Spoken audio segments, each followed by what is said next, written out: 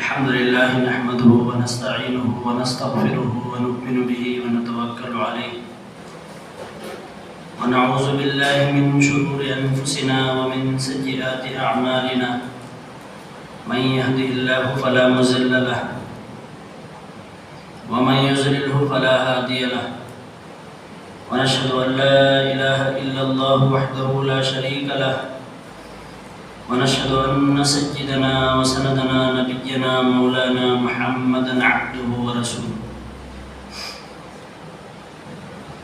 أما بعد فأعوذ بالله من الشيطان الرجيم بسم الله الرحمن الرحيم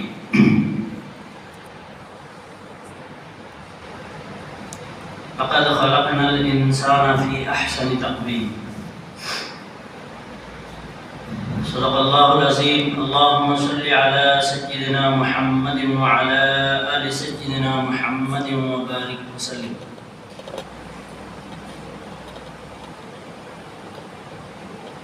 سامعین محترم، عزیزان گرامی،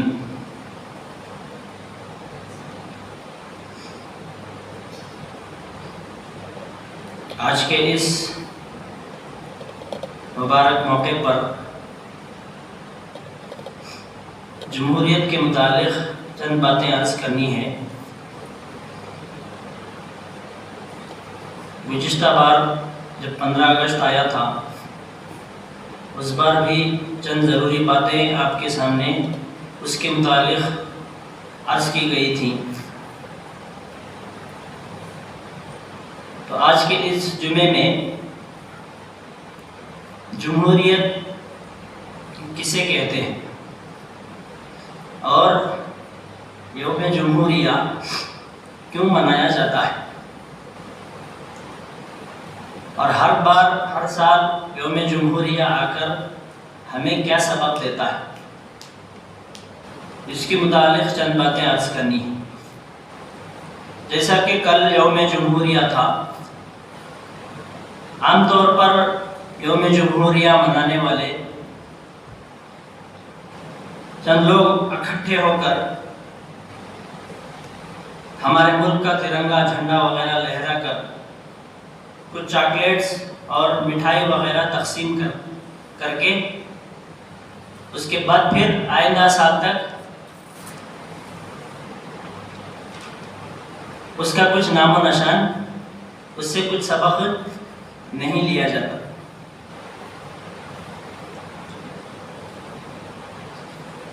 سب سے پہلے آپ لوگ یہ ذہن میں بٹھا لیں، جمہوریت کی تعریف جو ہے غیر مذہبی قانون کو جمہوریت کہتے ہیں، یعنی اس قانون میں مذہب کا کوئی دخل نہیں ہوتا، کسی بھی مذہب کا اس میں مداخلت نہیں ہوتا۔ یہ جو جمہوریت ہے، ڈیموکریسی اگر انگلش میں کہا جائے، انگریزی میں، تو جمہوریت کو کیا بولتے ہیں؟ ڈیموکریسی۔ یہ جو لفظ ہے اصلاً یونانی لفظ ہے، جو دو لفظوں سے مل کر بنا ہے۔ ایک ہے ڈیموس اور ایک ہے کراٹس، KRATOS۔ ڈیمو کے معنی آتے ہیں پیپل یعنی عوام، اور کراٹس کے معنی آتے ہیں رول، RULE، رول، اصول، یعنی حاکمیت، یعنی اس کا معنی ہوا رول آف دی پیپل، یعنی عوام کی حکومت۔ جس ملک میں عوام کی حکومت ہو، یعنی حکومت عوام چنتی ہو کہ کون ہمارا حاکم رہے، تو ایسے ملک کو کیا کہتے ہیں؟ جمہور ملک کہتے ہیں۔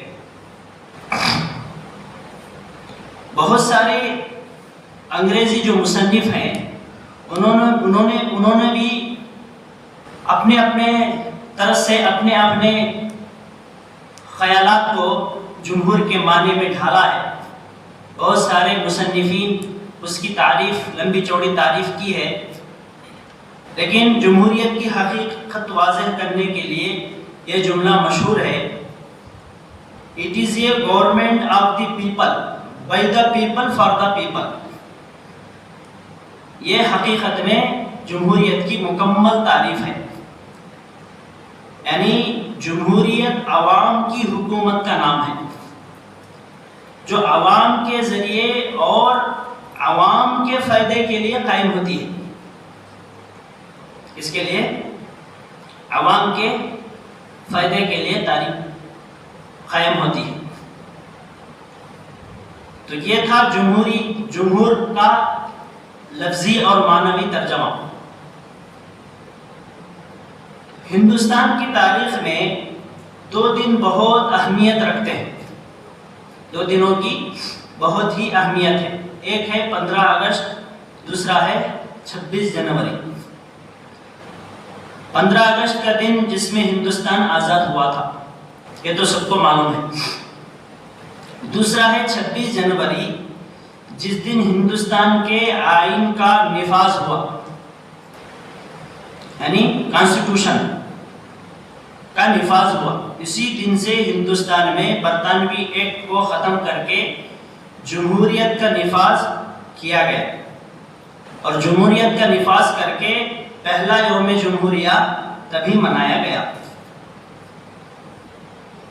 1940 پر 7 میں آزاد ہوا، اس کے بعد 2 سال یا 3 سال، 2 سال کتے کی مہینے، اس کے بعد کتے 11 دن 12 دن یہ بنانے میں لگا۔ مستقل اس کے لیے ایک کمیٹی بنی گئی جس کے صدر ڈاکٹر امبیڈکر تھے،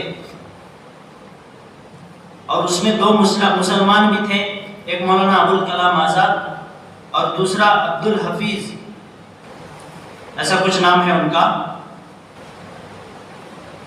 حفظ الرحمان سہاروی، یہ دونوں بھی اس کمیٹی کے رکن تھے۔ تو بہت بار اس کو عوام کے سامنے، یا کیا بولتے ہیں اسے، جس میں حکومت کے مشورے وغیرہ ہوتے ہیں، اسمبلی جسے بولتے ہیں، اس میں اسے بہت بار پیش کیا گیا ان 2 سالوں میں۔ اس کے بعد فائنلی اسے قبول کر لیا گیا۔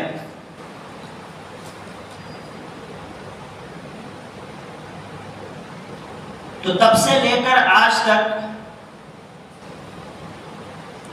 ہر قوم اور ہر مذہب کے ماننے والے اس کو باقاعدہ طور پر کرتے آ رہے ہیں۔ اپنا قومی اس دن اپنا قومی پرچم ترنگا لہرایا جاتا ہے اور آزادی کا گیت گایا جاتا ہے، لیکن یہ خوشیاں منانے والے لوگ وہ ہیں جنہیں ہندوستان جیسا آزاد اور جمہوری ملک گلدستے کی شکل میں مل گیا۔ انہیں نہ اپنے بڑوں کی قربانیوں کا احساس ہے اور نہ ہی وہ ان عظیم خدمات سے واقفیت رکھتے ہیں، اور نہ ہی ان کے اندر یہ فکر ہوتی ہے کہ ہمارا یہ ملک جمہوری ملک کیوں بنا ہے، اور جمہوریت کا مطلب کیا ہے، اسے جاننے کی اور سمجھنے کی کوشش بھی نہیں کرتے۔ کیا واقعتاً آزاد ہندوستان میں ہم مسلمانوں کے لیے وہ جمہوری نظام باقی ہے جس کو آج سے 70 سال قبل مولانا ابوالکلام آزاد اور مولانا حفظ الرحمان سیوہاری رحمہ اللہ جیسے مسلم قوم کے رہنماؤں نے دستور ساز کونسل کے رکن بن کر تیار کیا تھا؟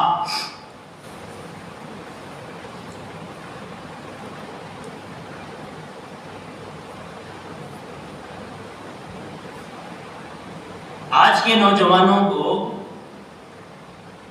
پچھلے جنگ آزادی میں ہو یا دین کے لیے ہو یا ملک کے لیے ہو، ہمارے بڑوں نے، ہمارے اکابر نے کیا کیا قربانیاں دی ہیں، اور یہ جو ہمیں آزادی ملی ہے یہ یوں ہی چپکے تقریریں کرنے کی وجہ سے مائک لے کر بمبڑی مارنے سے نہیں ملی، لیکن اس کے پیچھے کیا ہے؟ بہت ہی محنت لگی، بہت ہی قربانیاں ہوئی، بہت ہی گردنیں کٹی۔ غیر مسلم مصنف نے لکھا ہے کہ جنگ آزادی کے وقت اگر صرف اور صرف جب سراج الدولہ کو شکست ہوئی، تو سب سے پہلے جنگ آزادی کی جنگ وہیں سے شروع ہوئی، سب سے پہلے بنگال کے سراج الدولہ نے ہی کیا ہے اس کا اقدام کیا تھا۔ تو یہ چھوٹی موٹی جنگیں انہوں کرے تھے پہلے، اگر اس کا ہی حساب لگا لیا جائے تو اس میں صرف 1.5 یا 2 سال کے عرصے میں 5 لاکھ مسلمانوں کی گردنیں کٹی۔ یہ ہمارے مصنف نہیں لکھے، غیروں کے مصنفوں نے لکھا۔ تو اتنی قربانیوں کے بعد یہ ملک انگریزوں کی کیا ہے چنگل سے آزاد ہوا ہے۔ تو جو قوم اپنے آبا و اجداد کی قربانیوں کو، خدمات کو اور ان کے جذبات کو بھول جاتی ہے اور اس کے جاننے کی فکر نہیں کرتی، تو اس قوم کی ترقی رک جاتی ہے۔ قرآن میں بھی اللہ تبارک و تعالیٰ صرف احکامات کو بیان نہیں کیا، اگرچہ کہ قرآن کیا ہے لوگوں کی ہدایت کے لیے نازل کی گئی کتاب ہے، ہونا تو یہ چاہیے تھا کہ اس میں 30 کے 30 پاروں میں احکامات نازل کیے جاتے، نہیں ہے۔ اور سب سے زیادہ انسان کو اس کی ضرورت بھی ہے کہ شریعت ہمیں ہر بات میں کیا ہے رہنمائی کرے، اور اللہ کے نبی صلی اللہ علیہ وسلم نے رہنمائی کی بھی ہے۔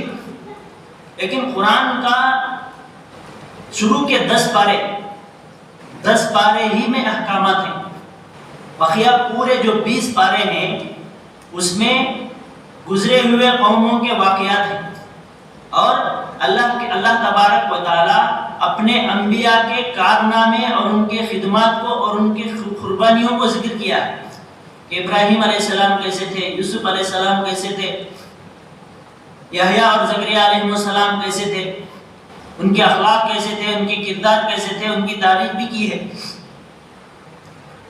یہ بتانے کے لیے کہ انسان اس سے کیا ہے عبرت حاصل کرے۔ انسان کی ایک فطرت ہوتی ہے کہ وہ اپنے پچھلوں سے، اپنے بڑوں سے اثر قبول کرتا ہے۔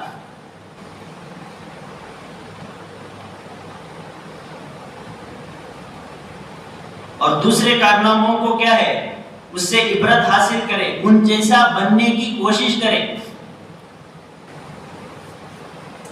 اور اس کی سن کر کیا ہے یہ قوم ترقی کرتی جائے اور قوم کی خدمت کا جذبہ ہمارے اندر کیا ہو پیدا ہو۔ جبکہ آپ کو معلوم ہے کہ جتنے بھی انبیاء دنیا میں آئے سب کے سب قوم کی خدمت کے واسطے دنیا میں آئے،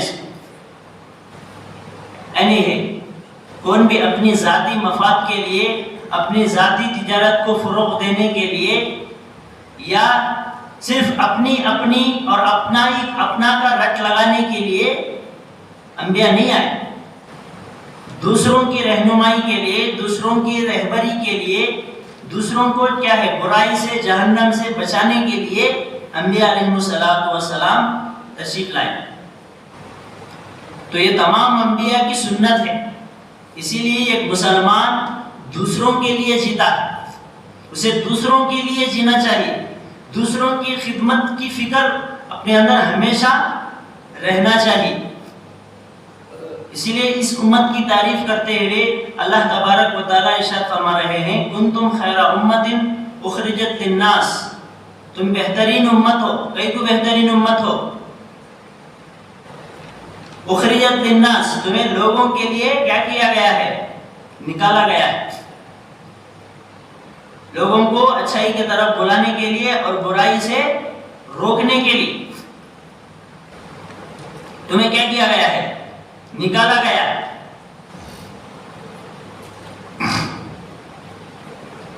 تو جو قوم اپنے آبا و اجداد کو بھول جاتی ہے، ان کی قربانیوں کو بھول جاتی ہے، یا ان کے قربانیوں کو یاد کرنے کی اور اسے بار بار دہرانے کی، اسے لوگوں کو بتانے کی کوشش نہیں کرتی، وہ قوم کی ترقی کیا ہوتی ہے؟ رک جاتی ہے۔ یہ قوم کی ترقی کیا ہے؟ رک جاتی ہے۔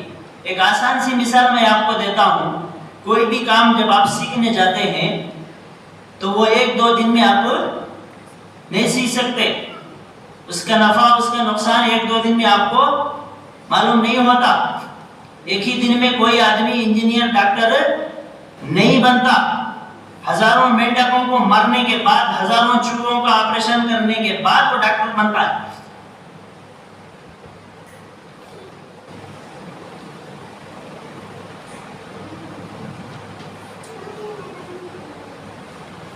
تو میرے ہاتھ جو یہ ہمارا آئین ہے اس میں بہت سارے حقوق دیے گئے ہیں، جن تمام حقوق کا تذکرہ یہاں پر نہیں ہو سکتا، لیکن خاص طور سے 4-7 حقوق ایسے ہیں جو قابل ذکر ہیں۔ پہلا حقوق حق مساوات، مساوات بولتے ہیں برابری، اسے بولتے ہیں برابری۔ ہندوستان میں بسنے والا ہر باشندہ، چاہے وہ کسی بھی مذہب سے تعلق رکھتا ہو، کسی بھی پیشے سے تعلق رکھتا ہو، چاہے وہ امپلے ہو چاہے ان امپلے ہو، چاہے وہ غریب ہو چاہے امیر ہو، سب کے حقوق کیا ہیں؟ ایک سا ہیں، برابر ہیں۔ جو ووٹ کی ویلیو ایک پنچر شاپ والے کی ہے، وہی ویلیو ایک کیا ہے؟ سپریم کورٹ کے جج کی بھی ہے۔ انہیں بھی 2 بار ووٹ ڈالتا نہیں۔ ہماری کیا رائے ہے، اس کی کیا رائے ہے، رائے میں دونوں کیا ہے؟ برابر ہے۔ سمجھ میں آ رہی ہے باتیں؟ اسے بولتے ہیں حق مساوات۔ دوسرا ہے حق آزادی رائے۔ یہ جو میں بول رہا ہوں یہ بھی مجھے آئین سے حق ملا کہ آپ اپنی رائے کیا کر سکتے ہیں؟ ظاہر کر سکتے ہیں۔ یہاں تک کہ جمہور ملک کی حکومت بھی، حکومت کا قانون بھی یا حکومت کی کوئی بات سے بھی عوام اتفاق نہ رکھتی ہو، اس پر بھی آپ کو رائے دینے کی بھئی یہ صحیح نہیں ہے، یہ جو کر رہے ہیں غلط کر رہے ہیں، اسے بولنے کی بتانے کی آپ کو کیا ہے؟ مکمل آزادی ہے۔ ہر آدمی کا ہر بات سے، ہر آدمی کا ہر ایک سے اتفاق ہونا ضروری نہیں ہے۔ اور یہاں پر اس ملک میں بسنے والے ایک قسم کے لوگ نہیں ہیں، اس کا مذہب الگ، اس کا مذہب الگ، اس کی نسل الگ، اس کی نسل الگ۔ یہ ملک کی خوبصورتی ہی یہی ہے کہ اس گویا یہ ملک باغ ہے، پھول کا کیا ہے؟ باغیچہ ہے، جس میں ہر رنگ کے کیا اگتے ہوں؟ پھول اگتے ہوں۔ ہر پھول کیا ہوتا ہے؟ اہم ہوتا ہے نہیں ہے؟ کون سا بھی پھول خوبصورتی سے، خوشبو سے خالی نہیں ہوتا۔ جو آج کیا ہے، اس آزادی رائے کو بھی کیا ہے؟ چھینا جا رہا ہے۔ میڈیا جسے ہندوستان کے ستونوں میں سے ایک اہم ستون مانا گیا ہے، وہ بھی کیا ہے؟ دن رات دشمنی میں، دن رات فساد کرانے میں، دن رات ہندو مسلمان کرنے میں لگا ہوا ہے۔ اس کا واحد علاج ایک ہی ہے کہ اسے دیکھنا چھوڑ دیا جائے، نہیں تو ہمیں بھی ویسے ہو جاتی، وہ سن سن سن کو ایسا دماغ خراب ہو جاتا، ہمیں بھی ایک دن تلوار لے کو نکل جاتی، اتنا دماغ خراب کرتی اس میں۔ گویا کیا کر رہے ہیں؟ برین واش کر رہے ہیں ان لوگوں۔ ہر برائی کو ٹوپی سے، ہر برائی کو مسلمان سے، ہر برائی کو داڑھی سے کیا ہے؟ جوڑا جا رہا ہے۔ یہ تو اب سے نہیں، بہت پہلے سے ہو رہا ہے۔ عالمی میڈیا جو ہے، یہ تو ہندوستان کی بات نہیں کر رہا ہوں، بلکہ عالمی، پورے عالم کے جو میڈیا والے ہیں ان کا بھی یہی رویہ ہے کہ ایک ہی سمودائے کے لوگوں کو، ایک ہی مذہب کے ماننے والے لوگوں کو کیا کیا جائے؟ حاشیہ بردار کیا جائے۔ ان کو کیا ہے؟ گویا ایک جیتا جاگتا جانور ہے، انسان نہیں ہے۔ ایسا بنا کو پیش کرنا ان کا مقصد ہے. چھوٹی سے چھوٹی برائی سے لے کر بڑی سے بڑی برائی تک کو اسلام سے مسلمانوں سے جوڑ دیا جاتا ہے. کتنے کی ایسے واقعات ہیں؟ نہیں ہے. کون بھی کرے عمران، کون بھی کرے انہیں عبد الرحمن.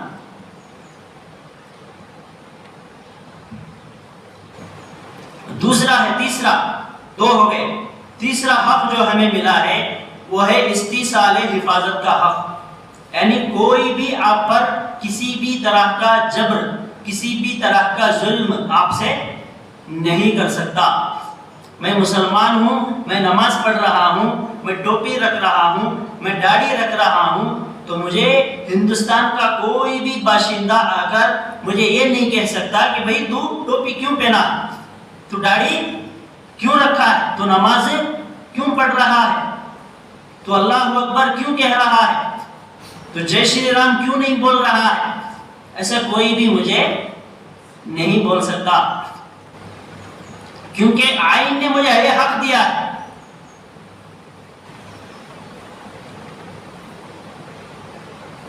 کہ میں جس مذہب پر چاہے آزادی کے ساتھ اس ملک میں کیا ہے عمل کر سکتا ہوں، کسی بھی مذہب کو اپنا سکتا ہوں، بلا روک ٹوک کے میں عمل کر سکتا ہوں. اگر اس کے خلاف کوئی کرتا ہے تو اس پر قانونی کارروائی ہوگی. قانوناً وہ کیا ہے مجرم ہے. اگرچہ کہ یہ سب ہو رہا ہے، آئین کے کیا ہے دھجیاں اڑا رہے ہیں لوگ، اس کی کوئی پاسداری نہیں ہے، اس آئین کی کوئی لاج نہیں ہے. حکومت انہوں اپنے ہاتھوں میں لے لے کو کیا ہے کیا کہ ناچ رہے ہیں. حالانکہ آئین کے حساب سے اگر جایا جائے تو یہ سب کیا ہے غلط ہے. چوتھا ہے تعلیمی اور ثقافتی حقوق. یعنی میں اس ملک کا باشندہ ہوں، مجھے جس طرح کی بھی تعلیم حاصل کرنا ہو میں حاصل کر سکتا ہوں.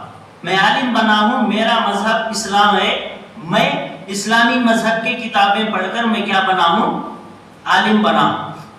ہے نہیں ہے؟ تو یہ مجھے اپنے آئین نے کیا دیا ہے، مجھے حق دیا کہ بھئی تو جس طرح کی تعلیم چاہے حاصل کر سکتا ہے. ایک مسلمان دوسری جو مذہبی کتابیں ہیں اس کا بھی علم حاصل کر سکتا ہے.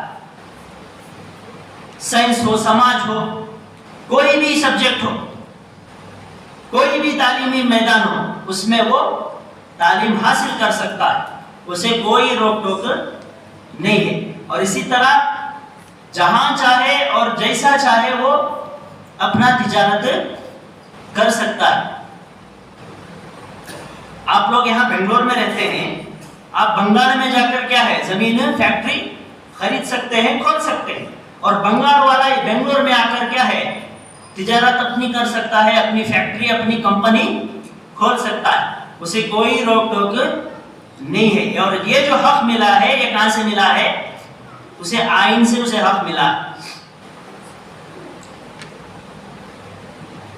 چوتھا ہے جانبدارانہ حقوق. یعنی آپ جس مذہب کے ماننے والے ہیں اس مذہب کے اعتبار سے آپ عمل اور رہ سکتے ہیں، اس طرح کا کلچر آپ استعمال کر سکتے ہیں. آپ کو کوئی آ کر یہ نہیں کہہ سکتا کہ آپ کا جبہ اجلا کیوں ہے، آپ کا شرٹ کالا کیوں ہے، آپ کی ٹوپی ایسی کیوں ہے. ایسا کوئی بھی سوال نہیں کر سکتا. یہ بھی جو حق ملا ہے ہمیں آئین ہی سے حق ملا ہے. چھٹواں ہے دستوری معاملات کی مخالفت کے حقوق. یعنی اگر کوئی آئین کے خلاف کام کرتا ہے تو اس پر کیا ہوگی جزا و سزا کا معاملہ بھی ہے.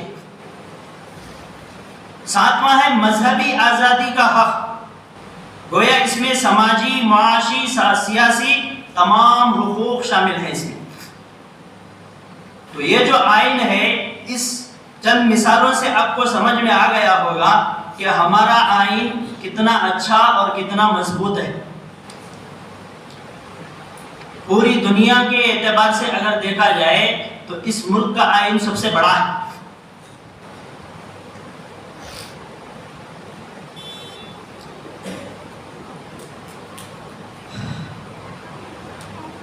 لیکن افسوس کیا ہے، موجودہ وقت میں ملک کی صورتحال جو ہے وہ انتہائی ناگفتہ بھی ہے. بعض انبھکت قسم کے لوگ، گوبر پھک قسم کے لوگ، جن کے دماغوں میں کیا ہے، اجلے بھیجے کے بجائے ان کے دل و دماغ میں نفرت اور گوبر بھرا ہوا ہے. ایسے لوگ کیا ہے، دن رات مسلمان اور ہندو کرتے رہتے ہیں، اور یہاں کی جو ثقافت ہے، یہاں کی جو خوبصورتی ہے، ہر ایک مذہب کا ماننے والا کیا ہے، ایک ہی چھت کے نیچے، ایک ہی آسمان کے نیچے صدیوں سے، ہزاروں برس سے رہ رہا ہے، رہتے آیا ہے. اسے کیا ہے، اسے ختم کرنے کی کوشش کر رہے ہیں اور دن رات ہندو راشٹر بنانے کی بات کرتے رہتے ہیں. جبکہ کیا ہے، یہ ملک صرف ہندوؤں کا یا صرف مسلمانوں کا یا صرف سکھوں کا یا صرف عیسائیوں کا، ایسا کچھ بھی نہیں ہے. بلکہ جنگ آزادی میں سب سے پہلے جس قوم نے، جس رہنماؤں نے انگریزوں کے خلاف لڑنے کا جو فتویٰ دیا، جہاد کا فتویٰ دیا، وہ کون تھے؟ وہ مسلمان تھے. سب سے پہلے انہی کے دماغ میں یہ آیا کہ ہم ان کے کیا ہے، غلام بنتے جا رہے ہیں. اصل میں وہ لوگ جو آئے تھے وہ ایسٹ انڈیا کمپنی کے نام سے ایک تجارت کے غرض سے یہاں آئے تھے.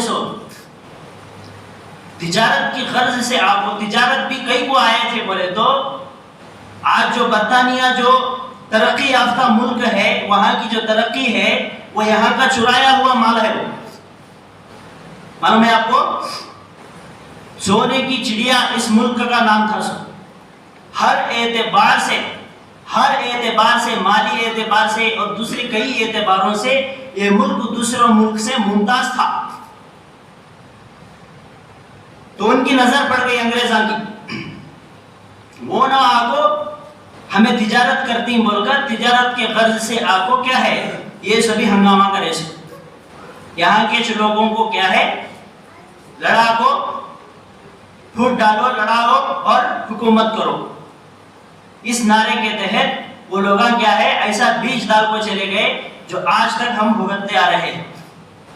ورنہ تو ہندو مسلمان اس کا شبد کون بھی استعمال کرنے والا نہیں تھا. گاندھی جی کے زمانے میں ایسا بولنے والا ایک بھی ڈھونڈنے سے بھی نہیں ملتا تھا. آج جو ہمیں دن رات ٹی وی میں جو سن رہے نا، انہیں ہندو، انہیں مسلمان، انہیں وہ، انہیں یہ جو سن رہے ہیں، یہ اس دور میں کسی کے زبان سے نکلتا نہیں تھا، چاہے وہ ہندو ہو چاہے وہ مسلمان ہو.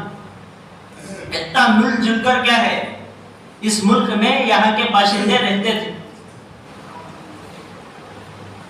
تاریخ کی کتابوں میں یہاں تک لکھا ہے کہ ہندوؤں کو، غیروں کو، غیر مسلموں کو مسلمانوں پر اتنا بھروسہ تھا، اگر ان کی کوئی جوان بچی ہوتی جسے سفر میں لے جانا، آج کل تو کیا ہے سفر کے لیے آسانیاں ہیں، فلائٹ، بس، ٹرین وغیرہ ہیں، تب ویسا نہیں تھا.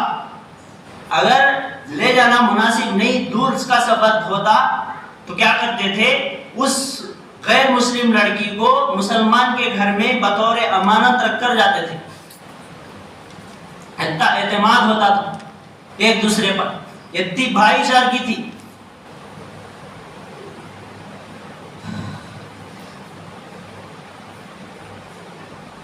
خصوصاً مسلمانوں سے کیا ہے، نفرت پیدا کرنے کی ہر طرح کی کیا ہے کوششیں جاری ہیں.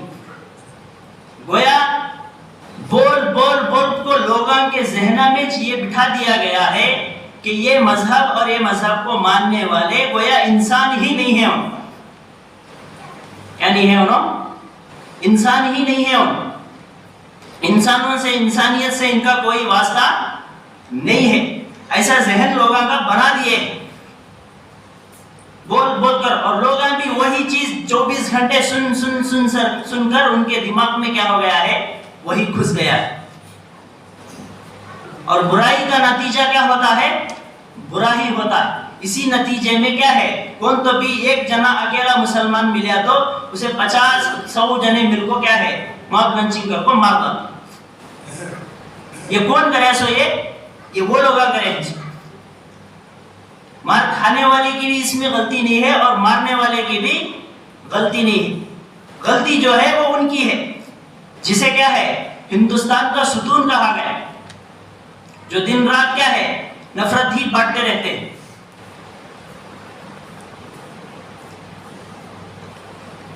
تو بہرحال یوم جمہوریہ اور ہماری ذمہ داری، اس یوم جمہوریہ کے دن ہماری کیا کیا ذمہ داریاں ہیں کہ ہم اسے زیادہ سے زیادہ اس جمہوریت کو فروغ دیں اور باہمی افتراق اور انتشار جو ہے اسے ختم کریں. اپنے ملک کی ترقی کے لیے ہر وقت کیا رہیں، کوشاں رہیں اور زیادہ سے زیادہ تعلیم کو فروغ دیں. تعلیمی کیا ہے اثر ہے، تعلیمی کیا ہے سب کے لیے ہتھیار ہے. تعلیم اگر کسی قوم میں کم ہو جائے تو وہ قوم خود بخود کیا بن جاتی ہے، غلام بن جاتی ہے. انسان کی پہچان ہی کیا ہے، تعلیم ہے. اسی لیے مسلمانوں کو اچھے سے اچھی تعلیم حاصل کرنی چاہیے اور بڑے سے بڑے عہدے پر کیا ہے فائز ہونا چاہیے. گورنمنٹ کو جو چلا رہے ہیں، گورنمنٹ کو جو چلاتے ہیں کسی بھی ملک میں ہو، ایک ملک میں نہیں کسی بھی ملک میں ہو، اسے چلانے والے کون ہوتے ہیں؟ IAS آفیسرز ہوتے ہیں. معلوم ہے جو PMO کے جو دفتر ہوتا ہے، وہ دفتر میں جو کام کرنے والے ہوتے ہیں وہ ان پڑھ نہیں ہوتے. وہ کون ہوتے ہیں؟ انہوں پڑھے لکھے ہوتے ہیں. اور جو جس ٹائپ کے وہ لوگ ہوتے ہیں حکومت بھی اسی ٹائپ کی ہوتی ہے. بات سمجھ میں آ رہی ہے؟ تو اگر ایک منصفانہ انصاف پسند انسان اگر اس پوزیشن پر گیا تو اس کے ماتحت میں جو حکومت کام کرتی ہے وہ حکومت بھی کیا ہوتی ہے، عدل و انصاف پر قائم رہتی ہے، آئین کی پاسداری کرتی ہے. تو اس لیے ہم تعلیم کو کیا دینا چاہیے، فروغ دینی چاہیے. اور مسلمانوں میں بہت سارے ایسے ہیں جو تعلیم حاصل کرنا چاہتے ہیں لیکن کیا ہے حالات سے دوچار ہونے کی وجہ سے وہ تعلیم سے دور ہو جاتے ہیں. اسی لیے مسلمانوں کی اس وقت جو سب سے زیادہ ضرورت کی چیز ہے وہ تعلیم ہے. دنیاوی تعلیم پر کیا ہے اسے زور دینا. کوئی بھی آدمی ڈراپ آؤٹ نہیں ہونا، کسی بھی لحاظ سے انہیں ڈراپ آؤٹ نہیں ہونا. 2 ٹائم 3 ٹائم کے بجائے 2 ٹائم کھائیں گے پرواہ نہیں، لیکن اپنے بچوں کو کیا ہے تعلیم دلانا ہے. اور جو بچے فیس کی وجہ سے یا کسی حالات کی وجہ سے، غربت کی وجہ سے نہیں پڑھ پا رہے ہیں، ان کا کیا ہے ان کی مستقبل کے لیے اس میں ہمیں جدوجہد کرنا ہے. بجائے شادی بیاہ میں بیجا رسم و رواج کرنے کے، ہزاروں لاکھوں روپے بے فضول خرچ کرنے کے، برتھڈے یہ وہ اس میں کیکا لاکھوں بڑے بڑے کیا ہے فنکشناں کر کو اس میں پیسہ خرچ کرنے کے بجائے یہ پیسہ اس میں لگانے کی ضرورت ہے.